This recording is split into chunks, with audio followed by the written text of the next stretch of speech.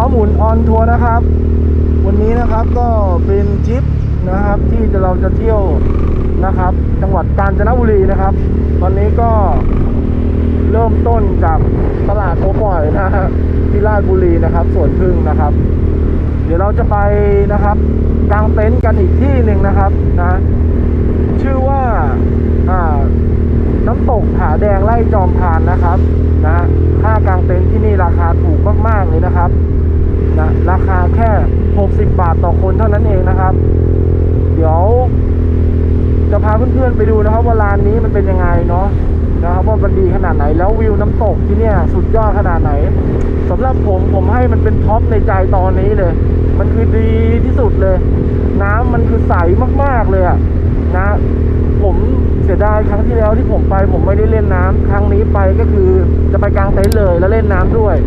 นะครับเดี๋ยวบรรยากาศภายในลานกางเต็นท์ที่นั่นจะเป็นยังไงเดี๋ยวติดตามชมไปพร้อมกันนะครับโอเคลุยดอกไม้ของเธอที่เคยให้ฉันยังเก็บมันเอาไว้ในสมุดเล่มนั้นสายลมแผ่วเบาแสงแดดแรงๆมันทำให้ฉันนึกย้อนภาพวันเก่า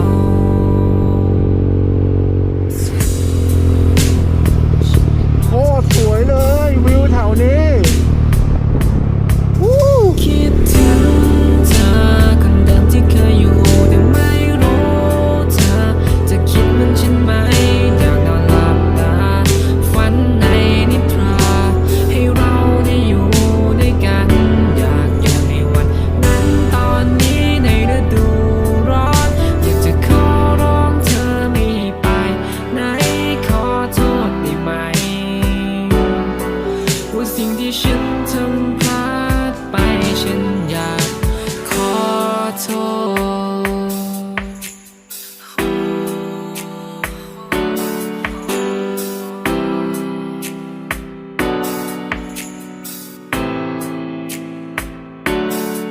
ไม่อยากจะคุยไม่อยากจะคิดว่าฉันน่ะคิดถึงไม่อยากจะรู้ไม่อยากจะซึ้งว่าเธอคิดถึงใครก็ได้แต่เพียงมองตาที่คงไม่รู้ใจก็ในวันนี้เธอเป็นแฟนเขาและฉันก็คงต้องเจียมใจไม่รู้วันไหนเธอจะมาเคียงข้างฉันในวันที่ฟ้าคู่กับดินคงจะไม่มีคู่นั้นในวันที่ฟ้าไม่เป็นใจให้เรามาเคียงคู่กันแค่อยากให้รู้ว่าไว้ในใจของฉันจะมีแค่เพียงคิดถึงเธอคนเดิมที่เคยอยู่แต่ไม่รู้เธอจะคิดเหมือนฉันไหมอยากนอนหลับตาฝันในนิทราให้เราได้อยู่ด้วยกันอยากอยู่ในวันนั้นตอนนี้ในฤดูร้อนอยากจะขอร้องเธอไม่ให้ไปไหนขอโทษได้ไหมว่าสิ่งที่ฉันทำพลาดไปอยากอยู่ในวันนั้นตอนนี้ในฤดูร้อนอยากจะขอร้องเธอไม่ให้ไปไหนฉันไม่ได้เพื่อใจแค่อยากให้เธอคืนมาได้ไหมคนดีอยากจะขอร้องเธอไม่ให้ไปไหนฉันไม่ได้เพื่อใจแค่อยากให้เธอคืนมาได้ไหมคนดี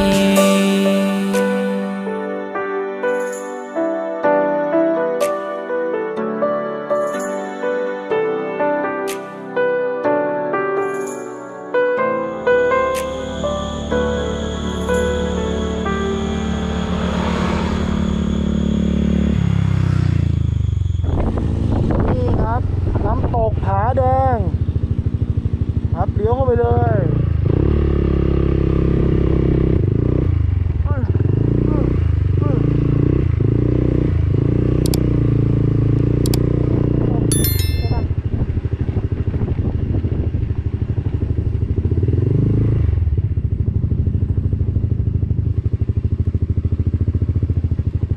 มากางเต็นท์ครับผมเข้าไปเลือกได้เลยเนาะเดี๋ยวผมขออนุญาตบินโดรนในพื้นที่หน่อยนะครับครับผม ไฟฟ้าก็จะมีนะคะไฟฟ้าจะมีตามเสา ไฟฟ้ามีตามเสาตะกางได้น้ำตกได้เลยหมดเลยนะ ถ้าจุดฮิตก็คือข้ามลำธารไปแล้วก็จะตรง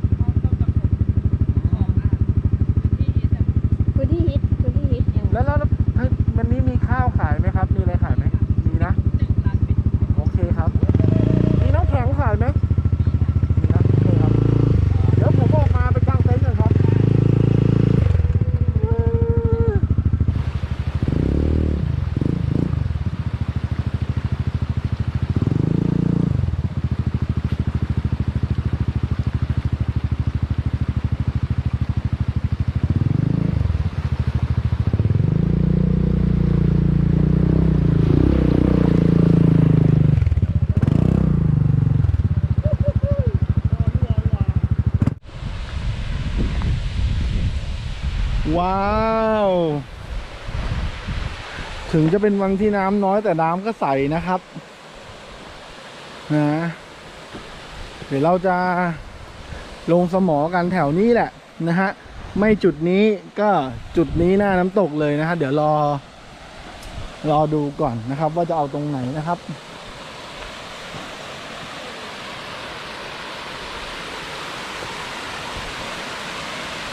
นี่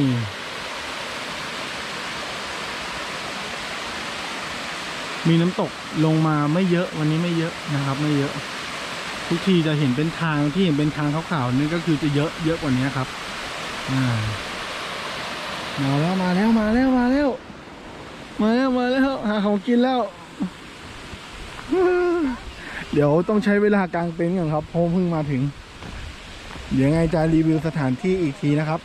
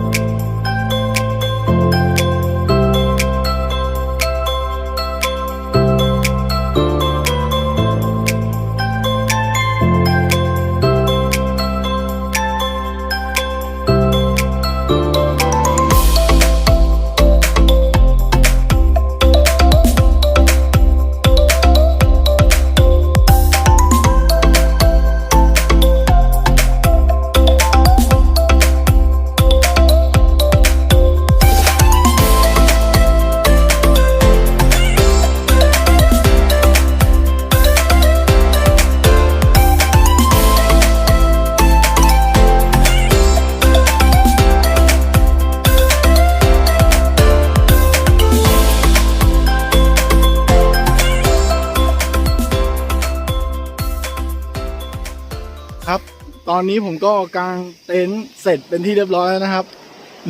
โคตรเหนื่อยเลยพระอาทิตย์ตกดินแล้ว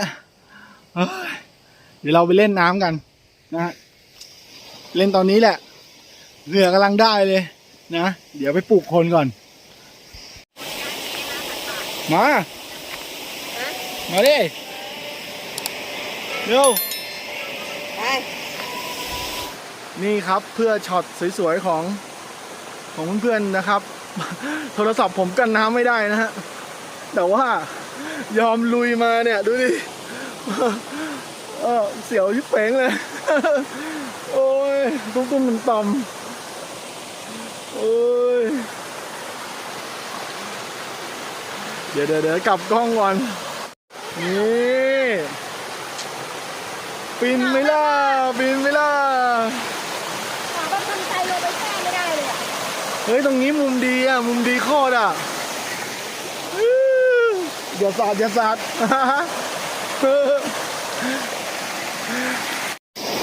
นี่ครับเย้น้ำตกน้อยของฉัน เย็นอ่ะเดี๋ยวเขานั่งเลยโบ ถ้าหนาวเนี่ยคือไม่ได้แบบว่าลงไปแบบ โย้เย็นเฮ้ยเย็นนะเย็นมากเลยอ่ะ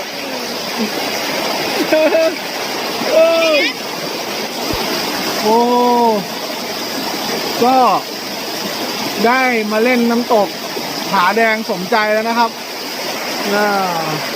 ก็เป็นน้ำตกเล็กๆนะฮะอารมณ์ VIP นะครับเต็นท์เราอยู่นี่ไงใกล้ๆเลยโอ้น้ำเย็นสดชื่นมากต้องบอกว่าวันนี้ขับรถมาถึงไม่ไกลแต่ก็เหนื่อยเพราะว่าเราออนทัวร์หลายวันติดนะครับโอ้ชื่นใจมากเลยอ่ะทางนี้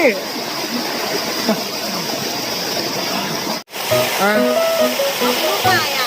แล้วเนี่ยรูปถ่าย1 2 3 1 2 3ถ่าย เดี๋ยวแป๊บนึงขอนิ่งๆก่อนนะ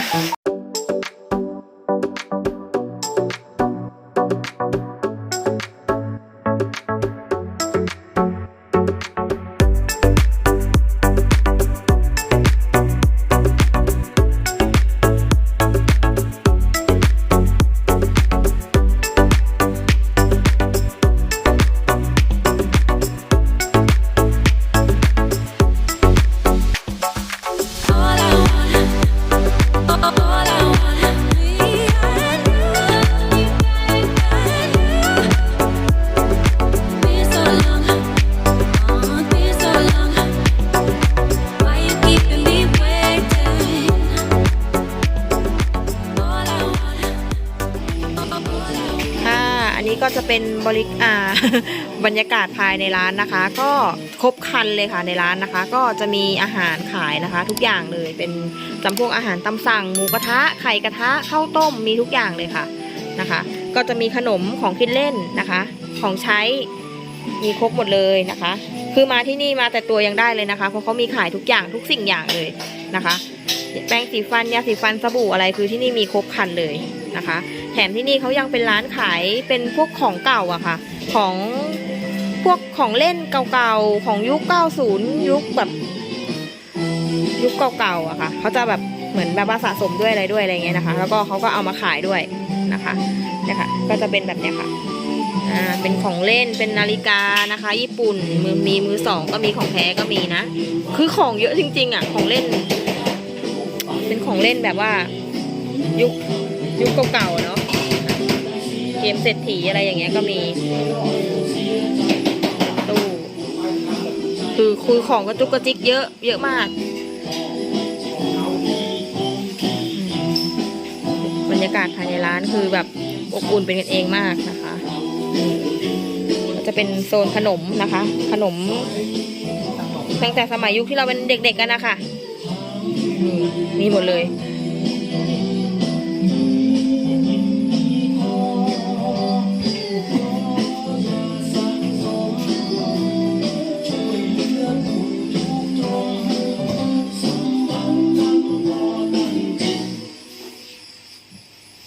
นะคะก็จะเป็นโซนขนมดอกไม้ไฟพลุประทัดอะไรก็มีนะคะ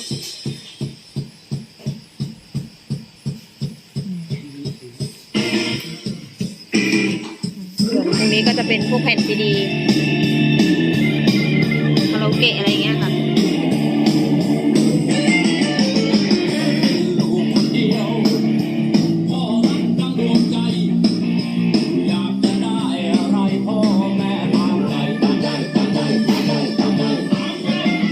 แบบเนี้ยค่ะเป็นพวกมีเครื่องเล่นแผ่นด้วยนะคะ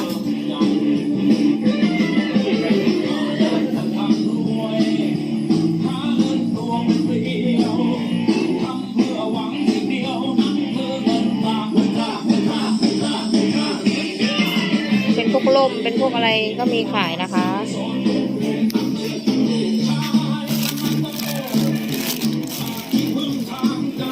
มีอะไรพวกเสื้อกันฝนอะไรประมาณนี้ปะอ๋อชุดนอนอะไรเบี้ยชุดนอน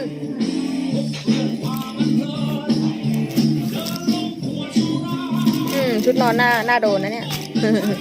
นี่ชุดนอน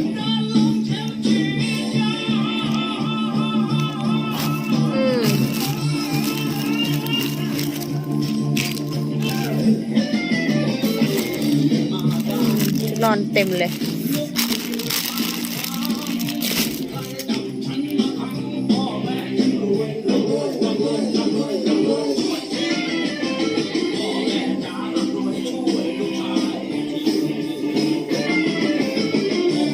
เสื้อผ้าอะไรก็มีนะคะรองเท้า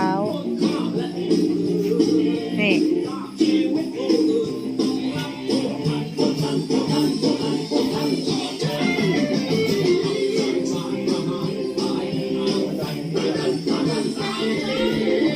โปสเตอร์หนังก็จะมีทุกอย่างนะหนังที่เขาแบบพิทิศเลยนะ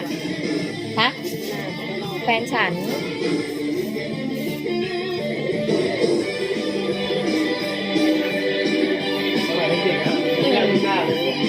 ใช่พี่อาร์ตว่ะนี่โทรศัพท์โนเกียทุกรุ่นเลยมั้งเนี่ยรุ่นอะไรเนี่ย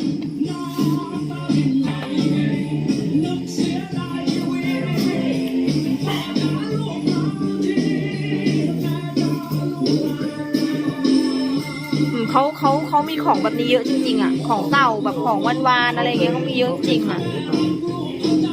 ไม่รู้อ่ะแต่คือดูดิเขามีเยอะอ่ะวาสนาไอ้พวกเนี้ยคือเก่าเกินเราแล้วเราไม่รู้จักเลยนะพวกเนี้ยอันนี้ไงหยดน้ำตาขวดน้ำตาอันนี้มาติน เหรอ กี่มาติ ไม่รู้จักแล้วถ้ารุ่นนั้นอ่ะจะเก่าแล้วอ่ะ เล่เล่เล่ อ๋อทีนี้มันเหมือนเราย้อนกลับไปในตอนที่เราเป็นเด็กเนาะ ไปเจริญปุระเนี่ยแจ้ โอ้ยโอ้ยโอ้โหดูดิเขาต้องเยอะมากเขามีเยอะมากเลยอ่ะทำไมเขามีเยอะขนาดนี้ ไม่หมดเลยล้างหัว ไม่ เทป รู้หรอ ใส่แล้วก็ล้าง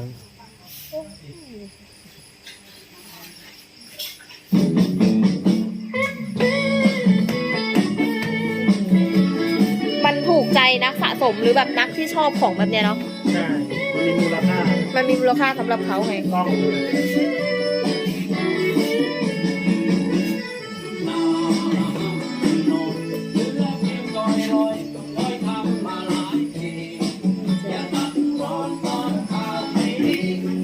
โอเคก็จะประมาณนี้นะคะ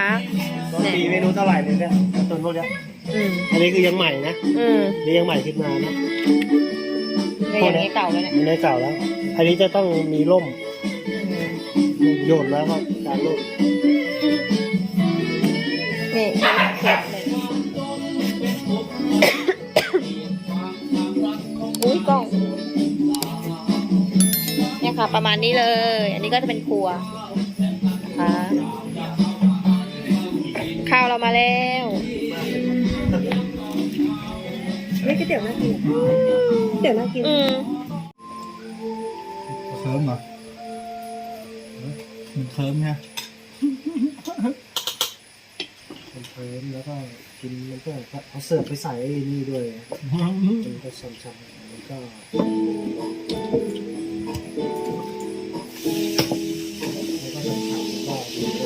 Thank you เอาเลยแบบ ใครอยากได้สติกเกอร์ คอมเมนต์มานะครับ คอมเมนต์มาใน YouTube ผมส่งให้ฟรีนะครับ แอดเฟซมาได้เลย ให้ฟรีไม่มีค่าใช้จ่ายไม่มีค่าขนส่งใดๆทั้งสิ้น ให้ฟรีทำไมก็ไม่รู้ อยากได้ของเก่งมันถึงแท้ อ๋อได้เดี๋ยวขอมาให้ ราคา10,000 เก่งเทิงแท้เขาขอสติกเกอร์50 อันนะ ผมก็จะมาแจกใครแล้ว ราคาที่บ้านมันรู้ เราเอาไปแปะค้า หยอกนะ ครับเดี๋ยวจะพาเพื่อนๆมาชมห้องน้ำนะครับ ห้องน้ำของไร่จอมพันธุ์นี่จะมี2 จุดนะครับ จะเป็นห้องน้ำรวมชายหญิงนะครับวันนี้มันไม่ใช่วันท่องเที่ยวนะครับ การดูแลอาจจะแบบไม่ได้อะไรมากมายนะครับ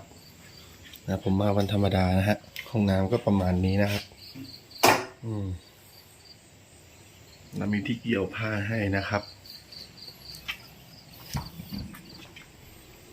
โอเคประมาณนี้นะฮะอันนี้มีฝักบัวด้วยนะฮะเดี๋ยวพาไปดูอีกจุดหนึ่งนะครับห้องน้ำจุดแรกนี้นะครับจะอยู่ใกล้กับร้านค้านะครับที่ขายอาหารนะฮะของทางไร่นะครับเดี๋ยวจะพาเดินทัวร์ยามเช้าซะหน่อยเมื่อวานมาเย็นไม่มีเวลาทัวร์เลยนะ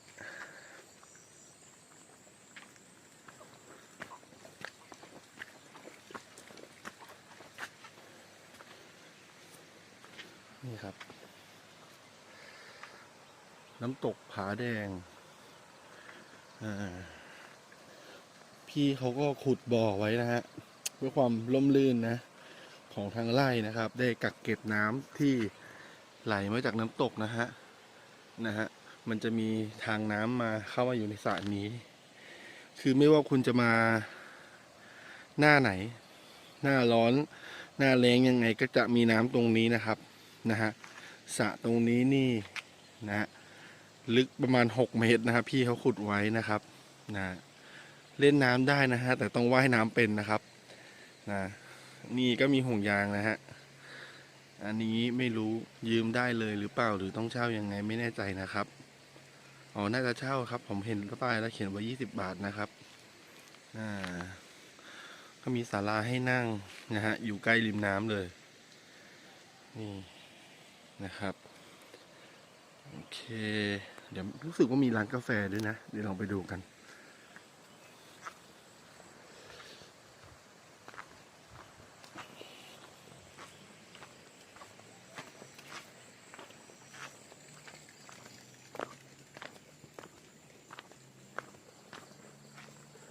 นี่ครับร้านอะไรเอ่ย โอ้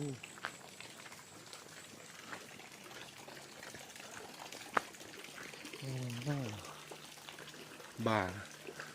น่าจะเป็นบาร์กาแฟหรือเปล่าน่าจะใช่มั้งนะแต่ตอนนี้มันเช้ามากยังไม่7 โมงเลยที่ผมเดินมาถ่ายเนี่ยนะครับนี่จะมีโต๊ะให้นั่งนะครับมีเตาการน้ำร้อนนะฮะอารมณ์คันทรีหน่อยนะครับที่ขาดบอลฮะไม่ได้ที่สงสัยเขาชอบน้ำมากจริงๆเขาขุดน้ำเข้ามาถึงตรงนี้เลยนะฮะ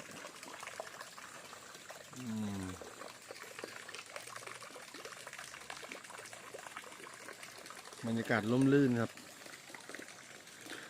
ถามว่ามันมีจุดที่มันโดนแดดมันก็มีครับ แต่ว่ามันก็จะมีจุดที่แบบหลบแดดได้นะฮะใต้ต้นไม้นะครับนี่เป็นทางที่เราขับรถเข้าไปนี่แหละ เดี๋ยวไปดูห้องน้ำอีกที่หนึ่งกันอีกจุดหนึ่งห้องน้ำอีกจุดหนึ่งจะอยู่แถวๆหน้าน้ำตกเลยนะครับเป็นโซนทางด้านหน้าน้ำตกนะครับลิ้นเป็นไรวะเนี่ยผูลิ้นรัวเลย โอเคนี่ก็จะเป็นบริเวณโซนนะครับด้านหน้าแล้วนะฮะทางนู้นนี่คือเป็นโซนน้ำตกแล้วจะมีเดินขึ้นไปตรงนู้นอีกที่ผมอยู่กันนะแต่โซนนี้ก็คือจะเป็นโซนด้านหน้าอีกโซนหนึ่งนะฮะเป็นโซนใหญ่นะฮะพื้นที่ตรงนี้ก็ค่อนข้างเรียบนะแต่ก็ต้องมาดูเลกันดีๆนะครับนะแต่ว่ามันเป็นดินนะไม่มีก้อนหินนะฮะเป็นดินนะครับกว้างนะฮะโอ้โหผมว่าตรงนี้น่าจะรองรับได้ประมาณ20เต็นท์หลวมๆได้เลยอะนะสบายเลย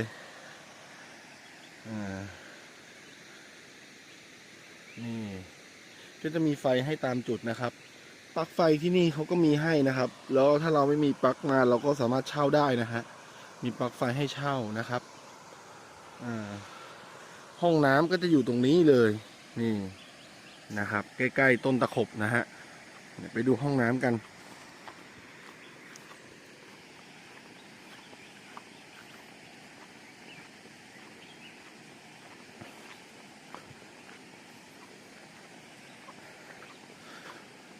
นอนหลับสบายมากครับเมื่อคืนอากาศเย็นเลยอะหนาวเย็นแต่ไม่หนาวมากนะครับอากาศเย็นสบายวันนี้วันที่6นะครับ6 ธันวานะครับปี65นะครับนี่ก็คือห้องน้ำนะครับนี่อันนี้โซนใกล้ตรงนี้นะเดี๋ยวผมทำภาพขยายหน่อยไหมเอานี้ละได้เดี๋ยวปิดไฟให้เขาก่อน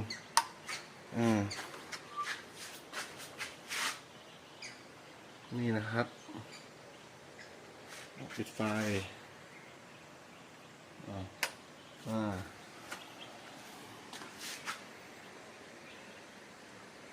ถ้าโดยรวมที่ผมมองโซนใกล้ร้านอาหารมันจะ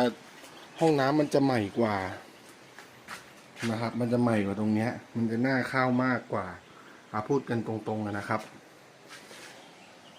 รีวิวแบบตรงไปตรงมานะฮะมันก็ไม่ได้น่าเกลียดอะไรนะฮะแต่สำหรับ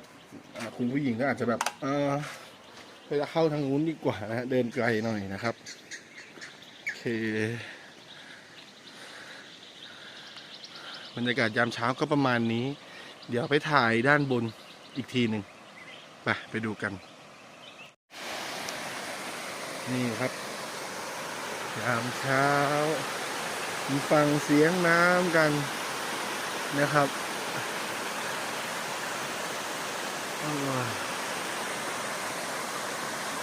อากาศเย็นดีมากนะครับนี่ก็จะเป็นโซนที่เรานะครับกางเต็นท์อยู่ติดกับน้ำเลยนะฮะฟินมากนะครับคลิปนี้ก็คงลากันด้วยบรรยากาศตรงนี้นะครับนะฝากกดติดตามเป็นกำลังใจในการทำคลิปให้หน่อยนะครับนะ